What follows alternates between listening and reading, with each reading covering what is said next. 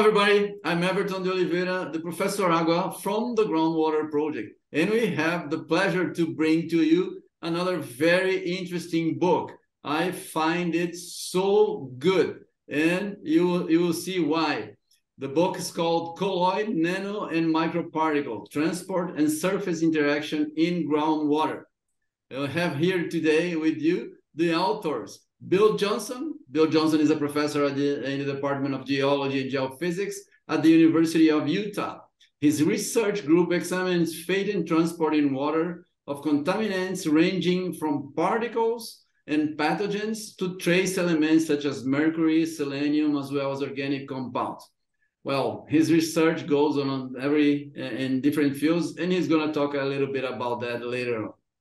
And I have also the other author, the second author is Eddy Pazmiño. He worked as a chemical engineer in small mining operations in the rainforest and high Andes in southern Ecuador. If you haven't been to Ecuador, I do recommend. After this experience, he decided to pursue an academic career as an environmental scientist. As a graduate student, he collaborated in field efforts aimed to characterize the extent of mining contamination in multiple Ecuadorian rivers and river basins in 2010. After finishing his PhD in the University of Utah in 2015, he went back as a faculty at the Escuela Politécnica Nacional in Quito, Ecuador. Welcome, both of you. Congratulations for your astonishing book. I really loved it. And for me, it is astonishing. How did you decide to work together on this book, please? And before you mention, tell a little bit about yourselves to our audience, please.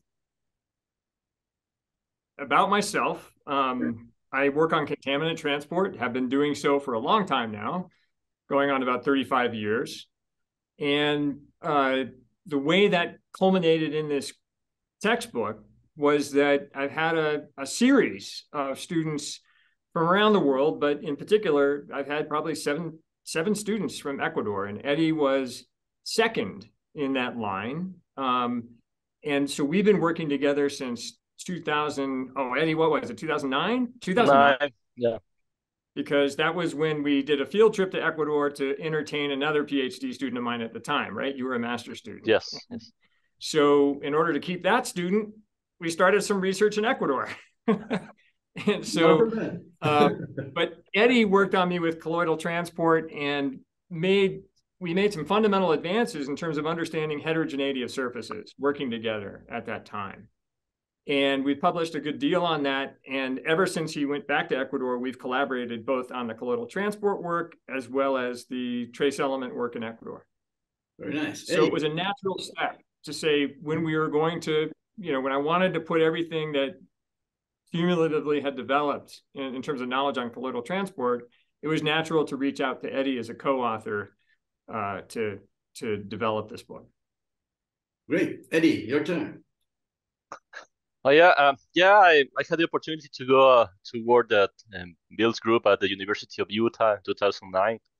And yeah, I became interested into these little details of how the nanoparticles and colloid work, how they being interacting with surfaces, and that has a lot of implications with the environment and for engineering applications as well.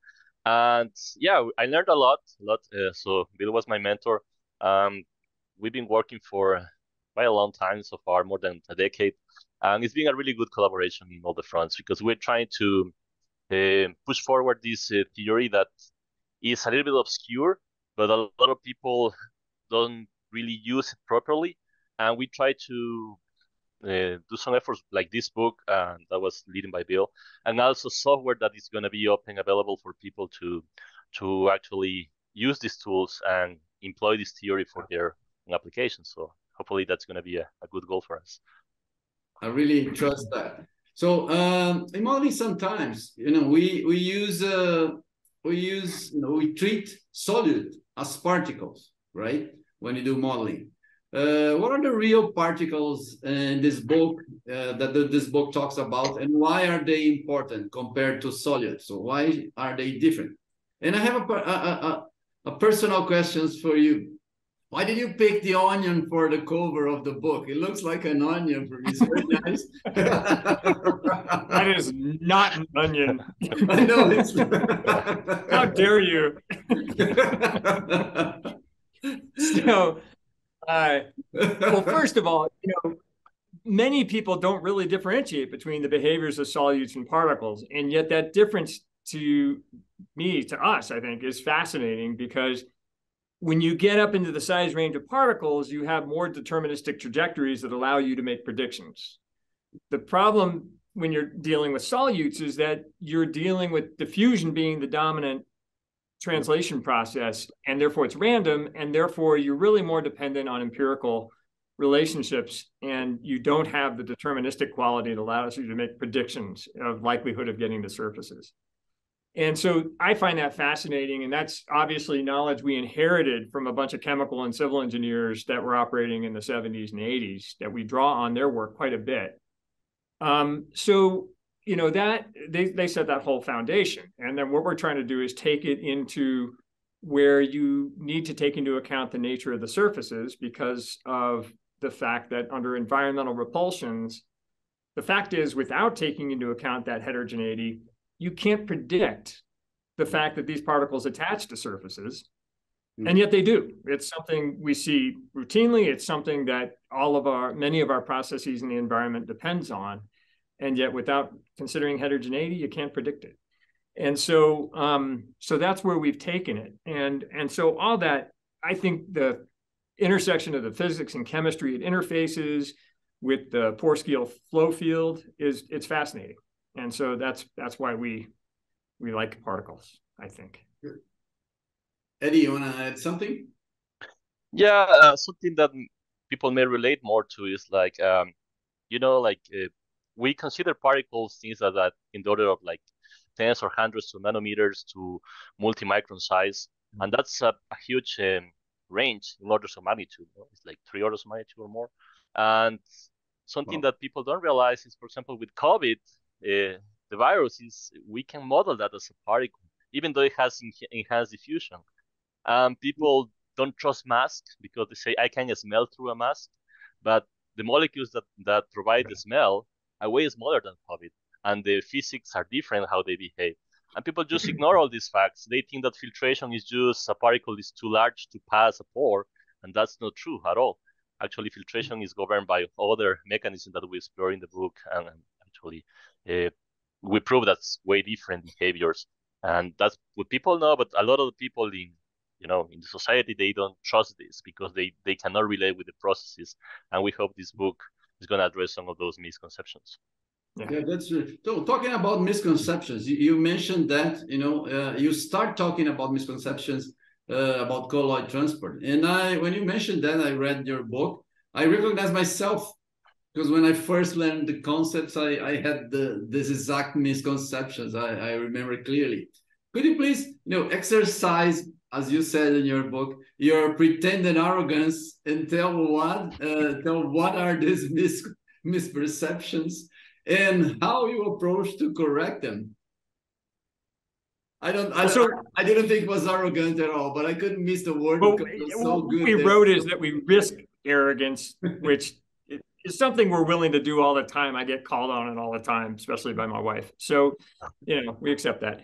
So, but the fact is that it's so intuitive, or people invoke things intuitively that aren't quite correct, right? And one of the primary things is the assumption that smaller colloids will be less filtered, which is untrue, at least when you consider the physical chemical processes. If you hold the surface properties all constant, it turns out that the smallest ones, down below, say, 200 nanometers in diameter, those are actually filtered more because their higher diffusion moves them to surfaces, and they're more likely to attach. And that's a non-intuitive result that is actually really quite important in understanding what types of particles are attenuated in porous media. So that's a favorite misconception that we bring up over and over and over again. How about you, Eddy? What's your favorite misconception? Oh, there are quite a bit. I think like a lot of people think that the porous media filter is like a strainer, and that's not at all. And you can prove that the pore space is several orders of magnitude larger than the colloids that move through it. You can say even if the filter is not so efficient, or like a single grain of the filter is not too efficient to remove particles, to filter them, for other processes that are not straining, when you try to scale up to macroscopic scale, you will see that the filters can be really, really efficient, even though a single grain of the filter is just filtering a really small amount of mass. So that's another misconception right there. Yeah. That's interesting. Okay. So what you're saying is, well, that relates, for example, when we remove organics with a carbon filter, for example, right? But those are mainly due to electrical charges, aren't they? Yeah, but Everton, taking organic molecules, for example, they straddle that colloidal to molecular scale, right? Yeah. So it depends on the size of the natural organic matter. That's what you're talking about. Yeah. But, the fact is they have to get to the surface. And so once they attach, you're right, it's a charge or ligand-based issue, whether they attach or not. But getting to the surface is half the battle, and that's where particles are so interesting, because they don't have a high probability of getting to the surface in the first place, whereas molecular scale entities do. Okay, that's quite. Am I being too techy? I hope I'm not being too. No, you're not. Well, for me, no. Actually, I love this topic. I studied with in Waterloo. My co-supervisor was John Chatzis, and he worked with Dulian. Dulian was working with filters and as porous media. So I'm quite familiar with the ideas. But your book definitely changed some of my misconceptions. That was good to. That's great. That was good to read that. So it's nice to hear.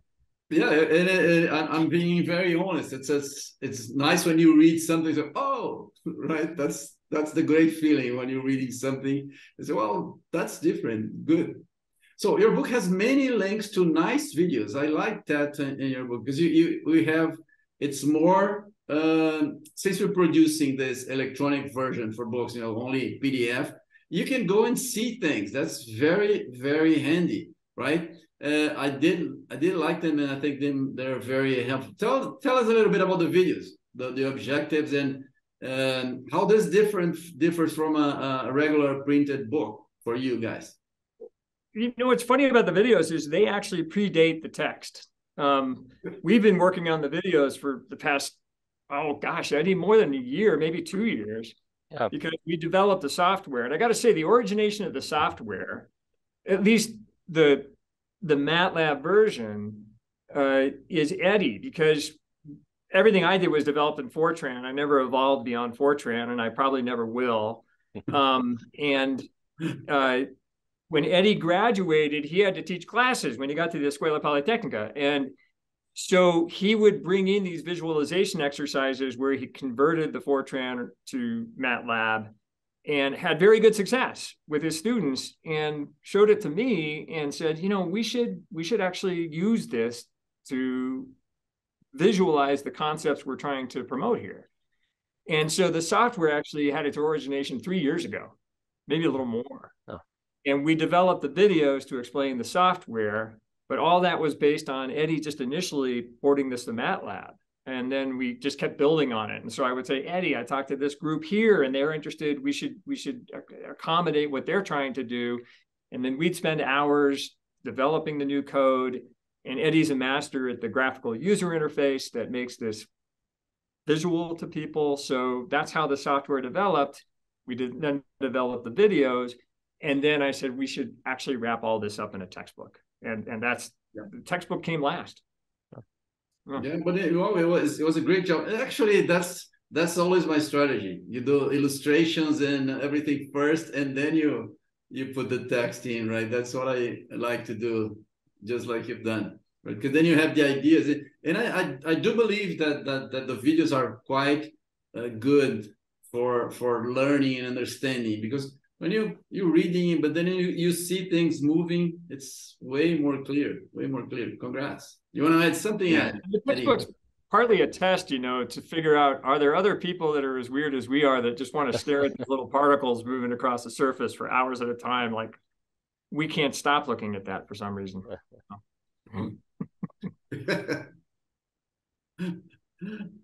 Well, I loved your illustrations. Illustrations are so important in a book, and yours are very well illustrated. And I would like to cite once, you know, about the facilitated transport of hazardous solids via solute colloid association. That was very nice. Of course, not to mention the many onions that you have on your book, right? I hope people can get to know them. Which one of you is the most inspired creator, or is this just one have the idea and the other executes and vice versa? You know. What do you think, Eddy? Well, since I did my grad students with Bill, you know, like at the beginning, I wasn't really into like how to do like graphics or illustrations. And then I really realized that they're really important to bring a point across, and actually they have really good effects when you present things or you try to publish something, and start getting more into try to draw things better, use computers and some other software to try to get some renditions and movies. And you know, and Bill is a really good critic to actually bring those concepts and make a really effective figure or effective movie. Yeah, so most of the of the figures in the book actually are like I initially Bill have a really good concept, or we have some older versions of the figures, and we try to bring those in a better quality or actually look back and how we improve that, and that's how we get the figures. And there's a really funny figure that you see of this bacterium being ridden by hazardous materials, and that's actually inspired. I don't know if you remember the right citation of the figure. Yeah, it's John Zachara and, oh my God, I'm going to get killed for not remembering both authors. Yeah, anyway, yeah, famous ES&T article. So at that time it was a really funny figure, but actually bring the point across of how colloids actually facilitate the transport of really dangerous or toxic or, you know, even radioactive materials. But then, so there's more to say about this because and it's Zachary McCarthy, by the way. Yeah. So the fact is that one you referred to, Everton, for the facilitated transport, colloid facilitated transport, that's my PhD thesis work, and it's not the focus of the textbook, but I've been drawing that figure for 3 decades, and with none of the clarity and 3-dimensional like really grabs you aspects, right? That's Eddy. Eddy's the one who builds in this 3-dimensional thing that makes you do a double take to say, oh, that's cool, I want to look at that some more. And so that's all Eddy. That's the feeling. So it's quite collaborative, the process of even making these figures. Very good. Congrats. That was a great result. Great result. I love it. Love it.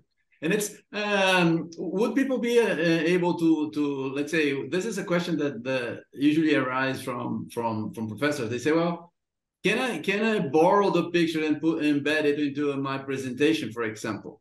We tend to we're not sure because somehow they are very handy during the classroom, and they have all the students there. So this is a question that arises.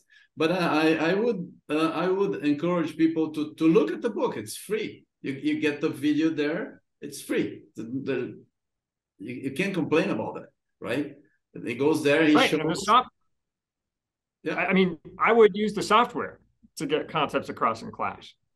You can run it in real time and during a lecture to show, hey, this is the response you get. Yeah, that's true. That's true. That's correct. Yeah, but that's something that usually people ask, because when you have videos, that's my experience. When something is moving on the screen, the students are attracted to it. They tend to look at it. Yeah. It's better for us to explain after they see it. That's the experience. That's why I think your result was very, very good. So the colloids are heavily attracted to soil particle surface. That's you already mentioned. And how do a beginner may have a feeling of what happens in the porous media? Eddy, mentioned something about that, about the misconceptions, but if you could make it clear for us to the beginner. Okay, so the theory is not, how to be honest, it's not really easy to learn. But one of the objectives of the book is try to get this introductory material, so people start understanding what, for example, what the interactions will be between two surfaces, and what's the theory behind it, and what's the stability of an interaction. So all that is explained there. And if somebody is trying to learn this, I think the very first thing to do is just to try to visualize the scale of the colloid relative to what's a porous media. So how small is that? It's really tiny with a really big grain, and basically it has to have some kind of interactions. But also needs to understand what's the transport process that brings this colloid closer to the surface, and it's a force balance that we do in our modern simulations. Yeah. The forces can be really complicated to see the expressions, but you have to understand that it's just a force balance. It's Newton's second law. So you can think of a stone falling to the ground. It has gravity. If it's a colloid, gravity is not going to be important. Then you have other forces that are important, and you are really curious to look into this. Then start understanding what's the source of these interactions. That would be the very first step to actually understand the mechanistic part of that, because we have to mention that the theory that is being built try to analyze all these details from fundamental principles.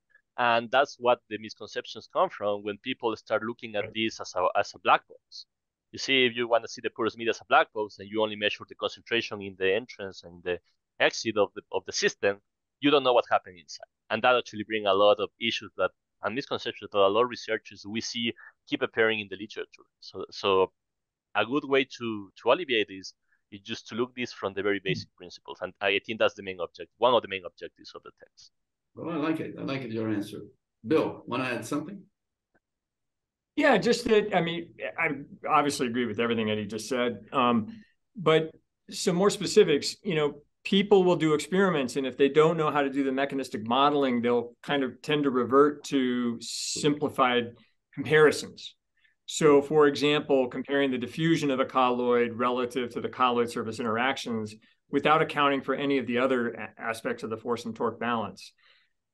We don't have to do that. We have a full force and torque balance available in the software that is relatively easy to use. And so we really hope people will utilize it, and even more so provide feedback and even become co-developers of modified versions of this into the future, because there's so many ways that you can change this to fit other contexts. And also there's many, many different expressions out there for even just the colloidal aspect of this that we could expand this software. We're hoping that a user base develops here that actually ends up taking control so that this has its own pathway into the future, independent of us eventually.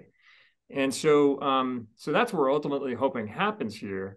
But even now, I review articles that, it was not within the capacity of the authors to do some of the analyses they could do in Party Suite quite readily.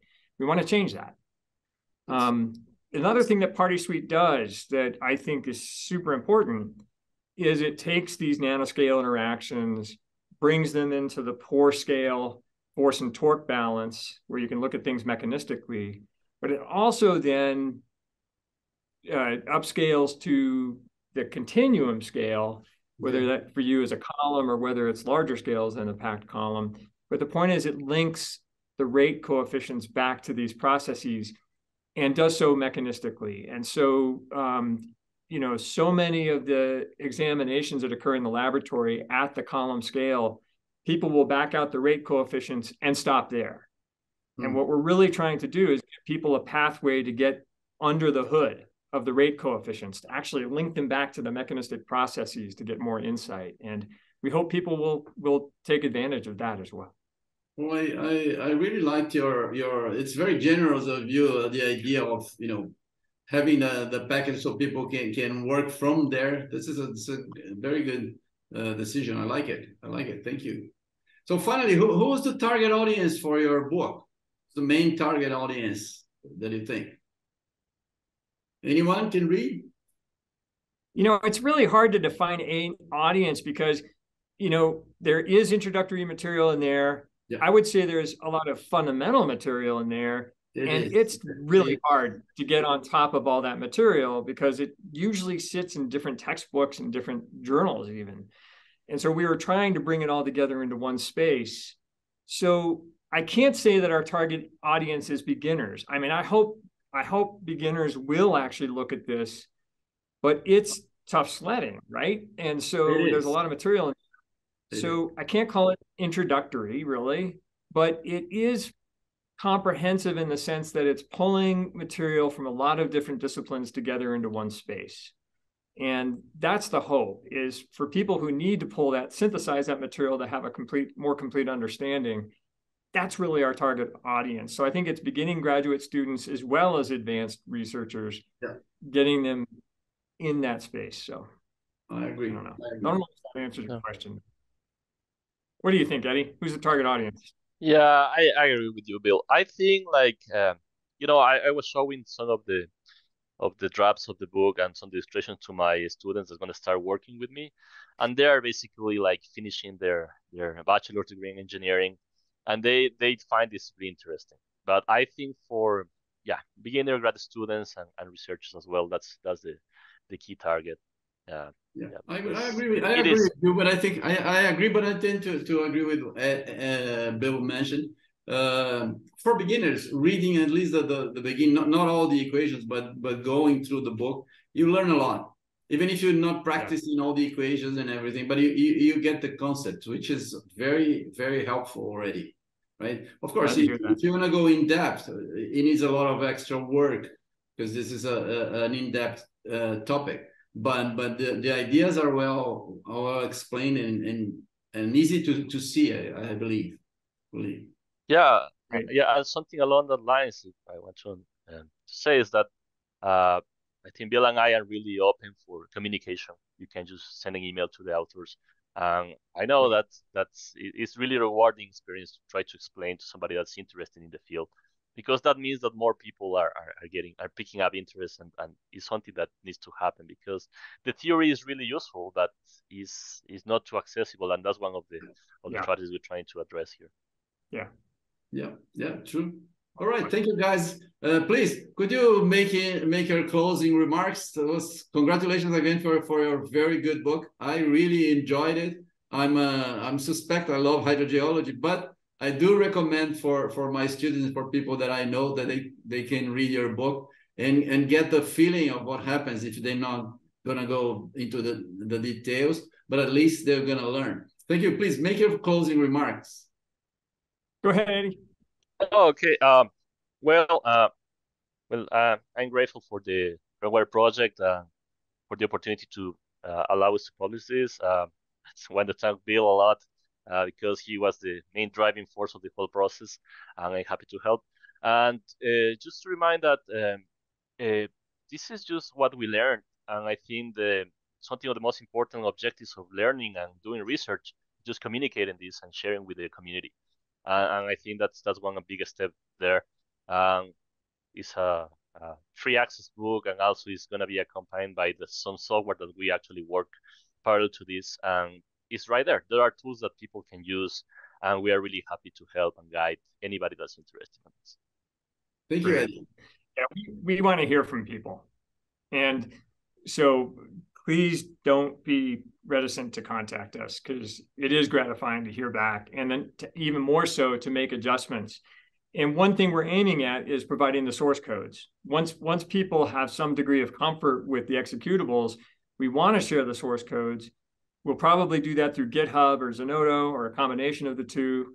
And the idea is then to develop a user-developer community that takes it into the future. This whole idea of heterogeneity on surfaces, we built a house of cards on this idea that we can actually represent that heterogeneity. And that house of cards seems to be working. It's predicting some things that we see at the continuum scale, but it's still a working hypothesis that may or may not end up having merit in the end. But we want this kind of information to persist and adjust to whatever we find in the future. So please contact us, and we invite everyone that is interested to participate and become co-owners of all this. That was very good. Thank you very much. Congratulations again for a job well done. It's a very nice book. And I repeat, it's very generous of you to allow people to use the code and to co-participate in the production of science. It's very, very welcome. And that's the main goal of our groundwater project. So you're right into it. Thank you. And you guys that are watching us, please take a look at the book, Colloid, Nano and Microparticle, Transport and Surface Interaction in Groundwater. It's a great work, and you won't regret getting this book. And it's for free. Why not trying it? Take a look. It's very good. It's very good, right? If you don't like it, you know, at least you can even give to your friends. Someone will really enjoy it and specialize in this very important topic. Thank you, Bill. Thank you, Eddy. Congratulations. Thank you. Thank you.